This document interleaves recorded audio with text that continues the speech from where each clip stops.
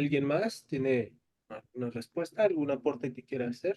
A mí me gustaría, con el permiso de los presentes y el suyo, hacer un comentario muy breve a este asunto de la migración. A Estados Unidos le conviene precisamente que este ejército industrial de reserva, como se le llama desde el punto de vista económico, exista. ¿Por qué? Porque económicamente es más barato, pues. Saben que hay gente indocumentada y están perfectamente conscientes de que por esa razón reciben salarios en algunos casos de miseria, por decir así. Entonces, aquí hay una cuestión económica que afecta todo el ser humano, afecta a toda una población latinoamericana en donde se ve por este ideal del sueño, inclusive como mencionan con acierto, involucrada en cuestiones de peligro en donde su vida muchas veces es sacrificada. Entonces, este rol de la complejidad tiene que ver también con el posicionamiento en el marco jurídico institucional de los estados. Y les pongo un ejemplo en el caso de Ecuador, lo que pasó. Hubo un cambio muy positivo en las universidades. ¿Por qué? Porque quien lideraba el proceso era una persona que estudió en Multiversidad Mundo Real. Y no es que quiera hacer propaganda de nada, porque yo también tuve la oportunidad de estudiar ahí. Entonces, es muy importante lo que se relaciona al Estado, porque si es una buena época ahora para México también, y parecería de que efectivamente hay equipos multidisciplinarios en donde tienen como horizonte la complejidad, yo creo que ahí tenemos esperanza, porque efectivamente después de tomar conciencia de los hechos, después de la reflexión, tiene que venir la acción.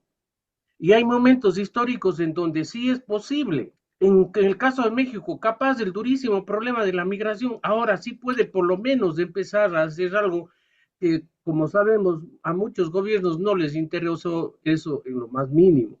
Nosotros en el Ecuador estamos con un problema gravísimo que es cortes de a veces 14 horas de luz al día. Hay que preguntarse por qué. Cuando tenemos una cantidad enorme de ríos y de recursos naturales, entonces ahí viene la dialogía hombre-naturaleza, y si queremos un poco profundizar el bucle, hombre-naturaleza, destrucción. Se ceden las mineras en lugares que para algunos pueblos pueden ser considerados hasta sagrados, y algunas lagunas ya se están secando, y hay una lucha tenaz entre los grupos de poder vinculados a las mineras y los pueblos.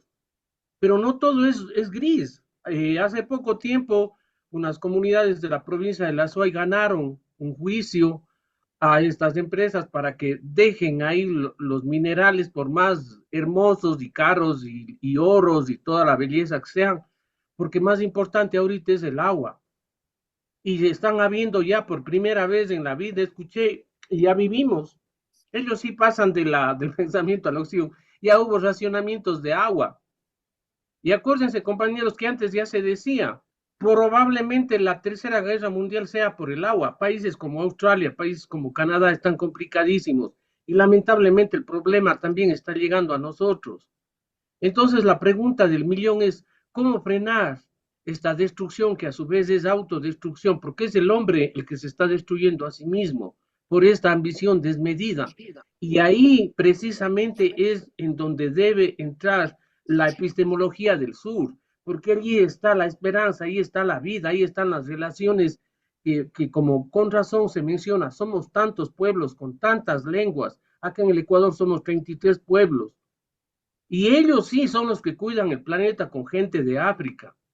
Entonces yo sí quiero, con mi optimismo, porque yo veo que en México va a haber un futuro que permita implementar estos equipos multidisciplinares, permita de pronto que el paradigma de complejidad se traduzca en acciones concretas y ver con optimismo el futuro, pero no nos descuidemos de que efectivamente nosotros también tenemos relación con los poderes y ahí está el poder de decisión, ahí está las negociaciones internacionales, ahí está el respeto a la madre naturaleza, etcétera, etcétera. Entonces, no nos conviene desde ningún punto de vista quedarnos solo en la mera filosofada, que es una belleza, yo no digo que esté mal, pero tenemos que en el arte, que es mi ámbito, con mucha practicidad, es decir, hay que tomarse los espacios, pero no con afán de hacerme rico y corrupto, pues, sino precisamente instaurar ahí el diálogo de saberes, los saberes ancestrales, porque al final eso es defender la vida. Muchas gracias. Gracias, doctor Fernando Avendaño. Pues sí, justamente tal parece que los temas tratados hoy a lo que nos conducen es justamente a cambiar este modelo en el que estamos insertos y buscar nuevas perspectivas, ¿no? Buscar nuevos caminos a partir de retomar estos saberes ancestrales y cambiar la perspectiva, porque, bueno, la senda que seguimos ahorita, por la que estamos guiados, pues nos está conduciendo directamente a toda la humanidad hacia la destrucción. Hace algunos días escuchaba un discurso de Donald Trump en el que implementa la economía como una arma de destrucción masiva, ¿no? Si no comercializas con mis dólares, pues simplemente te voy a poner aranceles impagables. Y bueno, eso complementa lo expuesto por nuestros dos últimos ponentes, ¿no? Y acrecenta estas crisis migratorias que son multifactoriales y que si bien se pueden atender desde un país como México, bueno, a fin de cuentas somos un país de paso y hay que atender la crisis, pero de origen, ¿no? De ahí la importancia de retomar estas propuestas y como bien menciona el doctor Avendaño, pues que no se queden únicamente en propuestas de estudio, en objetos de estudio, como menciona también la doctora Faustina Manrique, ¿no? Sino que se vayan a la práctica y que se implementen realmente metodologías en las que sean aplicables y restituyan este orden que necesitan los pueblos. ¿Alguna participación más?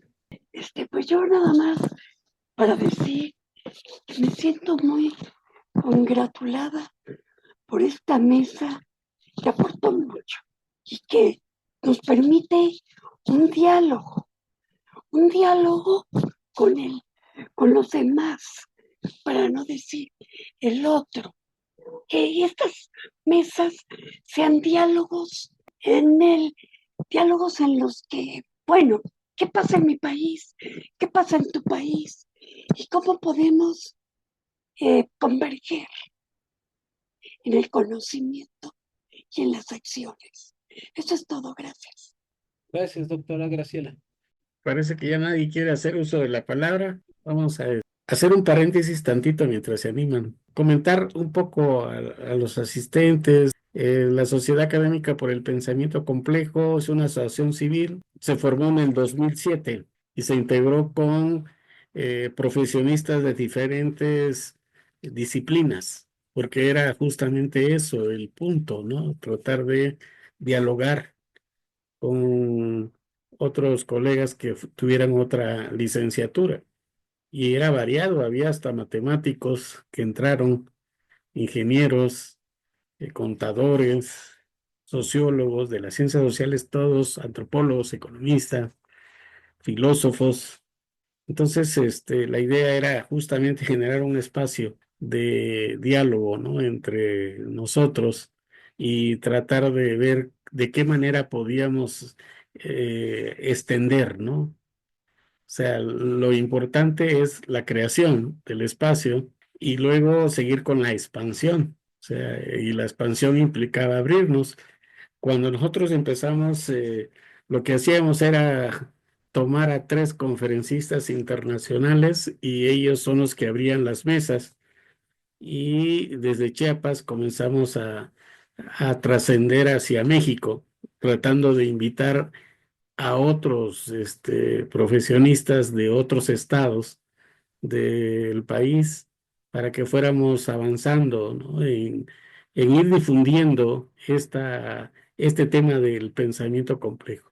Y hemos llegado a extendernos fuera del país, o sea, con camaradas como Daniel Matul, que él ha estado presente en varios congresos, sobre todo cuando se comenzaron a hacer presenciales, cuando se hicieron presenciales, porque después de la pandemia, pues ya nos impidió, ¿no? Hacerlos de alguna manera presencial, tuvimos que hacerlo virtual y pasando tantito la pandemia, comenzamos nuevamente, ¿no?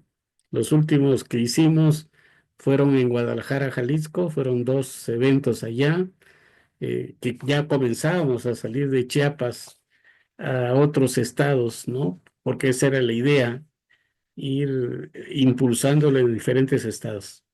Hasta llegar ahora a estos últimos coloquios que hemos hecho, en donde se han incorporado, digamos, ya países, ¿no? Camaradas que están en otros lados, ¿no? De América, concretamente en el sur y en el centro. Y estamos, digamos, ya ahorita no solamente con conferencistas de otros países, sino con ponentes de otros países. O sea, esta riqueza del año pasado y la de ahora, donde se han confluido varios países, o sea, una franja del cono sur prácticamente pegada al Pacífico. Bien, lo saco a colación porque, o sea, después de que México tenía relaciones con Argentina a través de la doctora Pozzoli, bueno, Guatemala también, ¿no? Con el caso del doctor Matul, y Puerto Rico también, si recordarás, Teresa, ¿no? Sí, sí, Con sí, el doctor Marcano, ¿no? claro. Bien, pues ahora, digamos, el año pasado hubieron más, ¿no? Más países. Ahora, digamos, también son varios países los que están, digamos, aquí presentes en este evento con conferencistas, componentes. O sea, con esto quiero decir de que hemos trascendido Chiapas, hemos trascendido San Cristóbal de las Casas, porque ahí es el origen de la sociedad académica, ahí está su sede, y hemos salido de las montañas centrales de Chiapas a México, a los otros estados, y de México a los países que ahora nos acompañan, ¿no? Y siempre con la idea de que sea un espacio de análisis, de reflexión, de construcción, de diálogo entre todos, ¿no? Por eso se pone al final del día, no se hace como un congreso en donde las mesas se separan y uno quiere estar en todas las mesas, pero no se puede, tienes que estar en una o estar un ratito en cada una, te pierdes, digamos, de la riqueza de la información que se está virtiendo. Aquí la estructura del coloquio nos permite estar en todo el día bajo un mismo tema y eso hace que cuando lleguemos a la hora de la tarde, que es la más rica, digo yo la más rica porque ahí es donde está el diálogo, ¿no? Entre todos, pues ahí se construye, ¿no? Ahí se dialoga y se construyen cosas, ¿no? Entonces, esto lo quería informar para darle la información a la compañera que preguntaba que había que expandir este espacio. Lo estamos haciendo. El espacio es de todos. O sea, así lo hemos dicho, ¿no? El espacio es de todos y todos digamos, las instituciones que se involucran también han crecido. O sea, aquí Teresa es de alguna manera la que nos puede informar sobre ese punto de cómo al principio nosotros como sociedad académica solo nos relacionábamos con el mundo real y después nos fuimos extendiendo con multiversidad, me refiero, ¿no? Multiversidad Mundo Real Edgar Morán, y con Argentina, con María Teresa Pozzoli, que ahora está en Chile, con el Instituto del Pensamiento Complejo Complexus, ¿no? Después se incorporó Julieta Hayer, que me parece que lo vi allí hoy en la tarde, con la Escuela Nacional de Antropología e Historia, por la línea esta de la transdisciplina, que es importante en el estudio de la complejidad. Y así nos hemos ido expandiendo con instituciones que se involucran, y esas instituciones son las que de alguna manera le dan vida, ¿no? A la sociedad académica por el pensamiento complejo.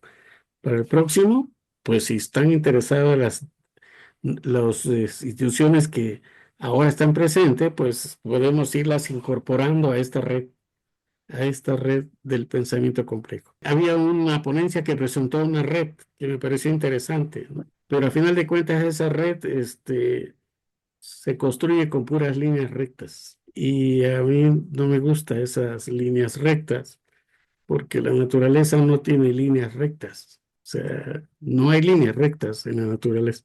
Presento esta figura a ustedes, pues, pero esta no es una figura mía. Si lo observan, esta figura aparece en algunos monumentos históricos. Son puros círculos, y los círculos generan lo que el Basarab Nicolescu habla del tercero incluido. ¿Cuál sería ese tercero incluido dentro de todos esos círculos? Esa flor que aparece en el centro. Esa flor no está dibujada por aparte.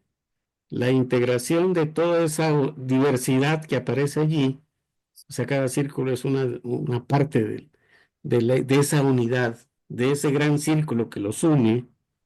Esa unidad de lo diverso está ahí plasmado, ¿sí? Y a la hora de integrarse aparece ese tercero incluido, que es esa flor.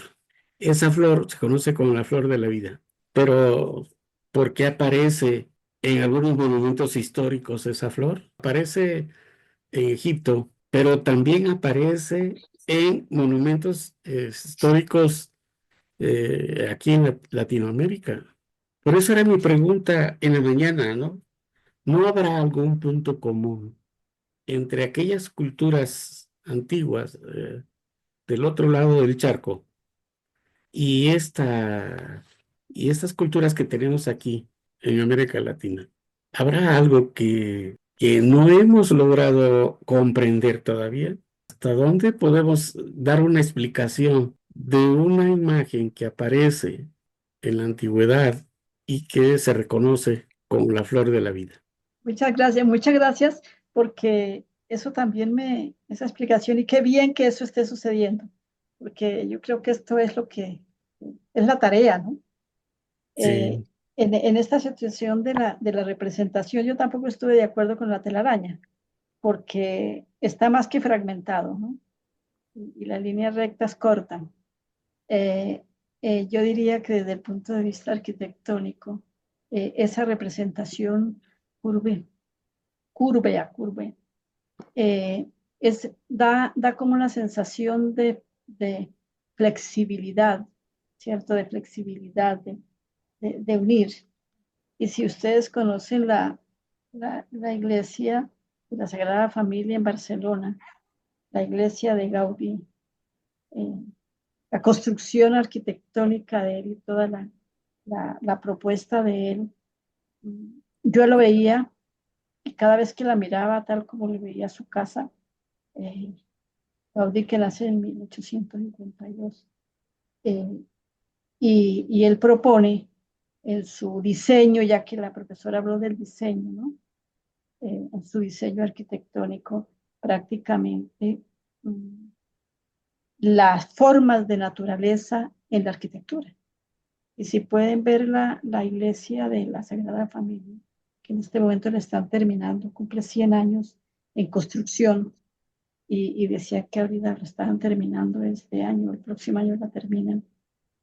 En esa iglesia tú puedes encontrar todo lo que tú te puedas imaginar, todo, líneas, curvas, figuras, todo. Entonces, no hay, por lo menos, su terraza no es recta, su terraza tiene una cantidad de altibajos y una cantidad de curvas y una cantidad de situaciones, una situación que para él en ese tiempo, él yo proponía, yo creo que lo veía desde esa perspectiva, que la naturaleza y la vida y todo, y donde nosotros estamos, que donde nosotros levantamos la cabeza, vemos es figuras geométricas, cuadrados, rectángulos, triángulos, y todo en nuestras, o sea, desde el punto de vista de la filosofía, nosotros nos enseñamos cómo la geometría, la, la matemática se encontró tanto en la concepción de la ciencia y la geometría como el lenguaje de la ciencia, que todo se construyó bajo esa perspectiva, y estamos desde esa perspectiva. Cuando uno mira, dice, ¿cómo va a ser que un edificio tenga una situación de formas curvilíneas y formas onduladas que representan una hoja, que representan el mar, que representan las olas, que representan las nubes, que representa todo. Y él propone hacer como una urbanización con esa forma. Y alcanzó a hacer, me parece que me comentaba, en una casa y no, eso no podía entrar en la cabeza de la arquitectura y además del diseño moderno, porque a la final el diseño moderno es un montón de cajas cuadriculadas en donde tenemos que vivir en cuadros. Entonces, ver eso es una cosa maravillosa que cada vez que uno la ve, le ve una cosa diferente, le ve una cosa rara, le ve otra cosa, y sí los invitaría a que es una cosa maravillosa donde puede estar representado el pensamiento completo. Y muchas gracias. Otra cosa que le quería decir es frente a la situación del método y el desarrollo del evento. Creo que también en eso nosotros fallamos mucho en el sentido de que nosotros organizamos eventos dentro de la misma metodología de siempre, ¿no? Y eso que ustedes han hecho de las mesas y donde dejan que todos interactúen, ¿cierto? Y que todos se enteren de todo, porque si se hace así por mesas, pues seguro que se pierde la conexión. En este caso, me parece que ahí es donde está la metodología de la complejidad. Por eso es que yo a veces en mi cabeza tengo que, mucho, la vida es método, y el método es la construcción de cómo pensamos, de cómo hacemos las cosas. Y esto me parece clave en esa manera como dice que cambiaron la manera de hacer, de organizar el evento, ¿sí? En donde todo el mundo, y entonces mira qué bueno que se ve que esos países que han ingresado llegan con sus historias, con lo que pasa allá en su contexto, a compartirlo. Y se ve que se comparten cosas muy parecidas, porque lo que exponían allá de los indígenas, yo los veía aquí, que también nosotros estamos haciendo un trabajo con los de la sierra, los indígenas de la Sierra Nevada de Santa Marta, en el sentido los, los COVID, en el sentido de mirar, como yo soy contadora, mirar la cosmovisión contable de ellos, ¿no? Entonces, cuando me dice que en el grupo hay contadores, espectacular, porque es que en la contabilidad está en una crisis muy fuerte, porque la contabilidad representa y cuantifica los hechos en el mundo, los cuantifica, ¿cierto? Los valora, pero solamente valoramos desde el punto de vista financiero al servicio del capital. Pero todo este conocimiento, ellos llevan sus cuentas, sus organizaciones allá y lo llevan de una manera que solamente ellos lo pueden entender, pero no llegamos allá, no llegamos allá, o sea. Entonces, cuando uno dice la contabilidad, la doctora se sorprende y dice, contador, sí, sí, pero es que el contador estamos entrando a entender este mundo para salirnos de esa mirada tan determinista y normativa, de ser aplicación de normas y aplicación de técnicas y procedimientos al servicio de la información que requieren cierto poder, ciertos intereses. Y hablando de corrupción, ustedes saben muy bien, y aquí tengo una buena relación con gente que investiga casos casos de corrupción de cuello blanco, en donde eh, esa situación de corrupción pasa por las manos de los contadores y de todos, y lo saben, y saben cómo se hacen las cosas, pero todo pasa así, todo pasa así. Entonces ahí es la responsabilidad tan grande que las universidades y los contadores en ejercicio tienen que tomar conciencia de que esta no es una técnica, ni un instrumento, ni un procedimiento tal como la definen, sino contabilidad también es una ciencia que impacta, su información impacta a la sociedad, su información impacta al que toma decisiones, ¿sí? Su información impacta al que le elabora, porque el que le elabora puede estar dándose cuenta que está siendo forzado para hacer cosas ilegales. y lo presenta. Y esa es gran parte de la corrupción. Gran parte de la corrupción. Nosotros hablamos de la corrupción. Sabemos que es una cosa que ya se normaliza, ¿sí? Pero todo eso queda escrito y queda registrado, ¿sí? Y eso, la contabilidad tiene mucho que ver en eso. Entonces, ha sido una cosa fuerte. Estamos haciendo un trabajo en donde la apropiación ética desde el punto de vista de la bioética, porque tenemos una línea de la bioética, desde el punto de vista de la ética, cómo es la apropiación del contador desde el punto de vista de la ética, ¿sí? Cómo la apropia y se trabaja a través de casos para tomar decisiones. Y no es preguntándole si cumple con el código o no cumple con el código, porque al final el cumplir con el código lo puede estar haciendo, pero detrás de eso puede estar el hecho corrupto, ¿sí? El hecho corrupto. Y aquí hay situaciones muy complejas en nuestro país, porque yo creo que de delitos, países como amigos como México, como esto que tenemos el problema del narcotráfico, el problema de bandas, todo esto cada vez hay un delito diferente, ¿no? Y esos delitos se tienen que investigar y se tienen que medir y se tienen que ver contablemente, porque la contabilidad es como la posibilidad, como medio, como una medio de prueba de que está. Entonces, eso es bastante interesante y a mí esto del pensamiento complejo me ha dado esa posibilidad de pensar la contabilidad diferente, porque la contabilidad en las universidades se enseña. Yo creo que en México, no sé, yo estuve en la Universidad Autónoma de México, pero se enseñan, es desde la práctica, o sea, es aplicar normas internacionales, es aplicar las normas locales, funcionen o no. Lo importante es aplicarlas porque vienen de organismos internacionales que son construidos y prácticamente construidos por los grandes intereses y las grandes corporaciones económicas del mundo. Y estos países lo que hacen es traer y aplíquese. Entonces, eso es una lucha muy fuerte para el mismo reconocimiento de la contabilidad, no como una técnica, ¿sí? Sino que tiene otros impactos más fuertes y otros impactos desde el punto de vista social. Así es de que por lo menos acá, si uno va y tenemos una experiencia ahora, que vamos, y aquí se forman las juntas de acción comunal. Las juntas de acción comunal son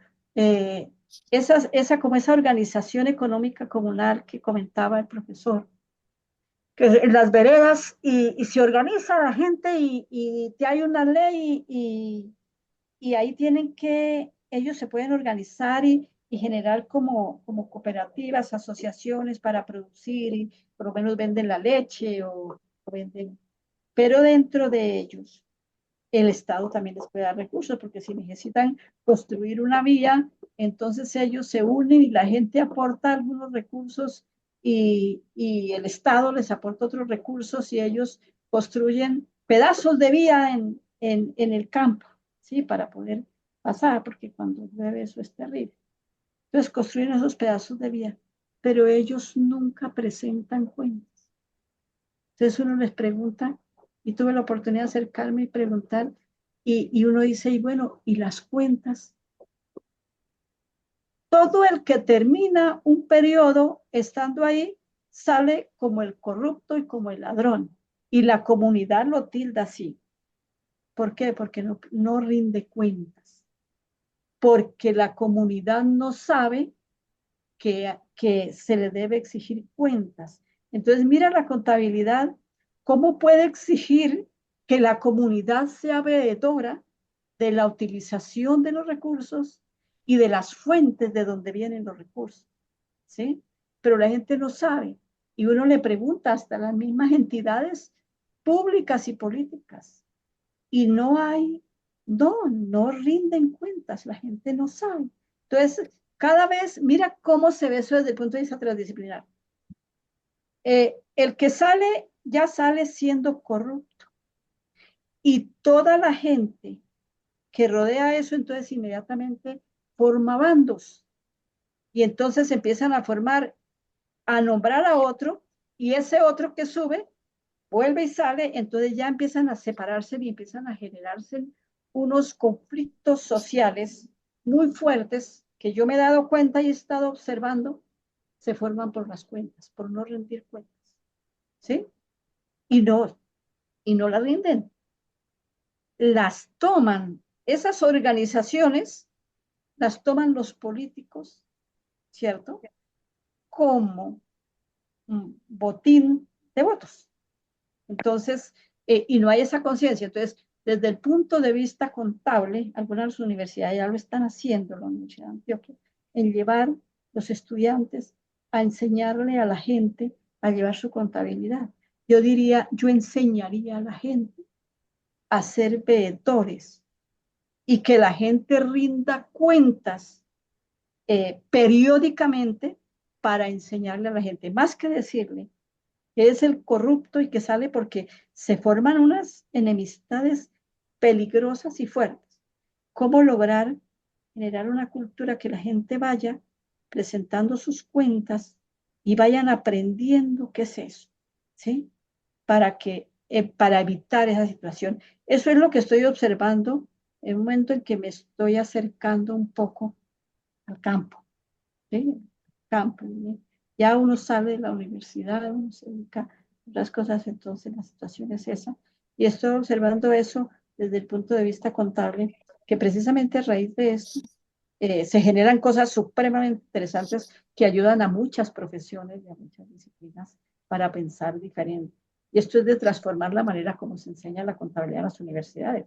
La universidad solamente pregunta desde el punto de vista del contador, de formar al contador, es que necesita el empresario. Ah, no, el empresario necesita que rindan, que apliquen las normas internacionales, entonces, y que presenten impuestos. Ah, entonces corre a presentar impuestos y normas internacionales. Pero en cuanto a la parte ambiental que les están exigiendo, presentar los objetivos de desarrollo sostenible, ¿qué es lo que están haciendo? Y eso algún profesional investigador de la contabilidad ambiental hace el comentario cómo se están formando unos grupos dentro de las organizaciones y las grandes empresas en donde nombran un grupo interdisciplinario para mirar la parte ambiental y los efectos que esa empresa genera en el medio ambiente, ¿cierto? Y que eso le genera una serie de costos, ¿sí? Entonces, pero no incluyen el contador, que es el que debe presentar la información. Entonces, allá los grupos presentan, ¿cierto? Y todo el manejo ambiental que se está dando, lo están manejando desde el punto de vista de manejarlo, desde el punto de vista de que les sirva a sus intereses, pero no que les sirva a la, a la comunidad en términos generales, ¿sí? Ahí exponía la doctora como Coca-Cola. No, es verdad. Coca-Cola se toma el agua y vende el agua, y el agua se la venden a ellos muy barata, supremamente barata, y ellos van al nacedero de agua y de allá cogen el agua y es la que ellos utilizan y lo que resta es para la gente, ¿cierto? En Colombia hay una situación bastante compleja en la situación del agua. Manejo la minería legal, todo ese problema, ¿sí? Entonces, ahí está. Y uno dice, bueno, ¿y ahí qué? La contabilidad, ¿qué puede hacer? ¿Sí? Precisamente informar. Pero están en esas condiciones. Entonces, esas son las situaciones que llaman bastante la atención para ver cómo y ojalá existieran contadores y se vincularan contadores para poder trabajar desde esa perspectiva y cómo llevar, cómo poder nosotros estar ahí dentro de esa problemática de educación, cómo estar en esa problemática de la valoración, de la representación y de la información para la toma de decisiones, de la incursión de los recursos ambientales y su finitud, porque no son recursos eternos, de su finitud de los recursos. Entonces, esa es, quería dejar de decir muchas gracias. Gracias. Bueno, ya estamos terminando. Tenemos ya nada más espacio para una última participación. Bueno, pero tenemos manos levantadas del doctor Avendaño y de la doctora María Teresa Pozzoli. Sobre la inquietud del doctor Pedro, hay un estudio de una investigadora que se demoró alrededor de 30 años y ella demuestra de que pueblos coreanos estuvieron en Asia, lo cual no es nada sorprendente, ya que hace unos años se hablaba de unas islas del norte de Japón en donde no sabían, porque la cerámica era idéntica y obviamente los diseños, no sabían si ellos, estos amigos japoneses, vinieron al Ecuador, a una parte del Ecuador de la costa, o si los nuestros se fueron allá. Entonces, esto es muy interesante ya que el modelo simplista precisamente no estudia lo complicado, le interesa lo sencillo, lo simple. Solo hubo migraciones acá, pero no se habla de los pueblos que de aquí se fueron a otros lados. Los manteños tenían comunicación full con Panamá y probablemente con México. Algunos dicen que sí, pero eso, bueno, dejamos al beneficio de la duda. Eso nada más, doctor. Entonces, en esa medida, en este intercambio, no solamente de comercio, sino también de saberes, de ciencia, ahí está una posible respuesta a su inquietud. Muchas gracias. Bueno, había varios comentarios que yo quería hacer. Voy a tratar de ser súper sucinta, pero cuando la compañera Faustina hacía referencia a la iglesia, la Sagrada Familia de Gaudí en Barcelona, efectivamente yo en uno de los coloquios hechos en Chiapas hice mención a una sucesión de sujetos complejos que fueron aportadores a lo largo de la cultura de la humanidad y que yo identificaba como sujetos complejos,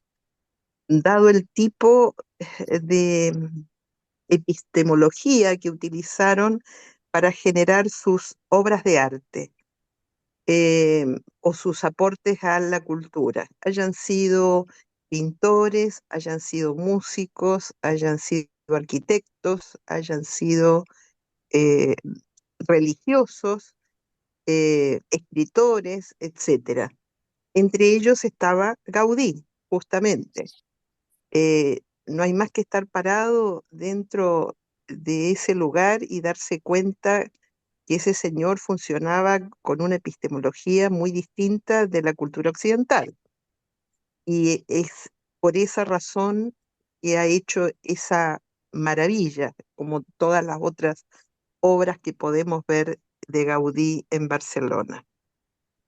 Eso por un lado. Otra cosa que Pedro hacía referencia a un círculo que contenía muchos círculos adentro y que él comentaba que era la flor de la vida. Y eh, por suerte, mis alumnos me han regalado en varias oportunidades eh, eh, mandalas. Justamente los mandalas son los que reportan esa forma que a Pedro le llamó la atención y que estoy viendo aquí en Google cómo lo podía explicar alguien un poco mejor que yo, pero dice, estructuralmente el espacio sagrado, el centro del universo y soporte de la concentración, se representa como un círculo inscrito dentro de una forma en la práctica los yantras hinduistas, pero más que nada los mandalas budistas son así de figurativos. A partir de los ejes cardinales suelen sectorizarse las partes o regiones internas del círculo mandala. Por otra parte, otras culturas poseen configuraciones mandálicas o mandaloides, frecuentemente con intención espiritual. En el arte cristiano medieval, ciertos laberintos en el pavimento de las iglesias góticas, los rosetones de vitral en las mismas iglesias, las chacanas del mundo andino, los diagramas de los indios, etcétera. Bueno, eh, hay aquí toda una explicación respecto de cuánto tiene de sagrado y de oculto este tema de los mandalas orientales que están representados en muchas culturas ancestrales. Yo los conocí porque mis alumnos los hacían a mano, tejiéndolo con lanas, y me los regalaron así como una ofrenda a lo que habíamos compartido en los cursos. y de hecho tengo varios aquí. Entonces, bueno, un buen diseñador gráfico, Pedro, podría permitirnos utilizar la flor de la vida eh, de una manera, de varias maneras creativas se podría usar en el próximo afiche y realmente terminaríamos con las líneas rectas.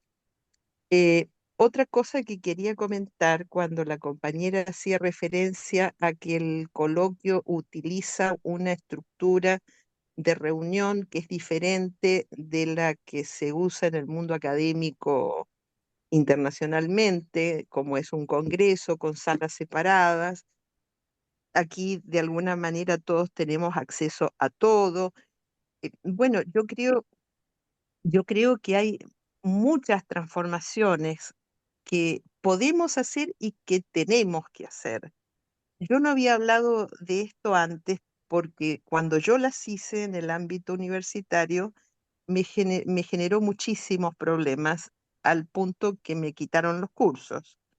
Em, También ocurre que uno tiene que tener la humildad y la valentía de desaprender muchas cosas que hemos aprendido en la formación académica universitaria, sobre todo en términos metodológicos. Como socióloga lo puedo referir. Sobre todo, por ejemplo, de una manera de escribir. Yo escuché no solamente en este coloquio, sino mayormente en muchas instancias académicas, una manera de escribir que yo tuve que reaprender y tomar una decisión ética y estética y desaprender lo que había aprendido. Yo escribía así, escribía aburrido, tan aburrido escribía, respondiendo a las reglas metodológicas que se enseñan en el ámbito universitario y se mantienen desde el pregrado, los posgrados, los doctorados, etcétera. De hecho, yo tuve que, obviamente, presentar mi tesis doctoral, por más que era una crítica al positivismo a través del método Implexo, que es muy rupturista. Tuve que, sin embargo, darle la forma de una tesis doctoral. Pero me refiero a que uno tiene que aprender a escribir en donde la diversidad forme parte del método de la escritura, donde la heterogeneidad permita superponer planos que no solamente tienen un discurso academicista, sino como ustedes vieron en la conferencia que yo di para la conferencia inaugural, yo utilizo elementos literarios, utilizo poemas, no me quise extender acá porque no es pertinente a lo mejor hacerlo todavía, pero suelo usar videos, suelo usar pinturas, suelo usar muchas combinaciones de imágenes metafóricas que permiten generar una metacognición en el mundo representacional del que está escuchando o en la persona que está leyendo o viendo un video determinado. Entonces, esto a mí me trajo problemas porque uno actúa de manera diferente de lo que actúa la comunidad disciplinaria. Y eso en términos institucionales hay realmente reacciones reactivas porque hay una cosa anquilosada, fosilizada, que nos hace repetirnos de manera regular, predecible, previsible y de manera enciclopédica. Muchas de las exposiciones tienen estas características.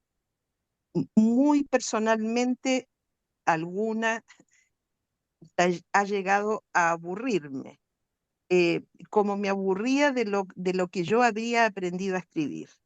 Entonces, yo creo que hay muchas cosas en las que tenemos que reflexionar. Vuelvo a reiterar que estas rupturas empiezan por uno mismo y no son para nada fáciles. Eh, uno tiene sus propias resistencias a asumir que una buena parte de la vida, a pesar de que haya recibido honores académicos, actuó de manera equivocada o de una manera poco creativa o de una manera que no se corresponde con lo que estamos diciendo respecto de la complejidad. Yo creo que esta complejidad tiene que formar parte transversal de la vida completa de un académico, de un profesor, de un divulgador, de un escritor, de un maestro. Y eso tiene un costo alto que en algún momento vamos a tener que hacer. Bueno, eso solo quería mencionar. Muchas gracias, doctora María Teresa Pozzoli. Y bueno, ahora sí ya damos por terminada la sesión del día de hoy.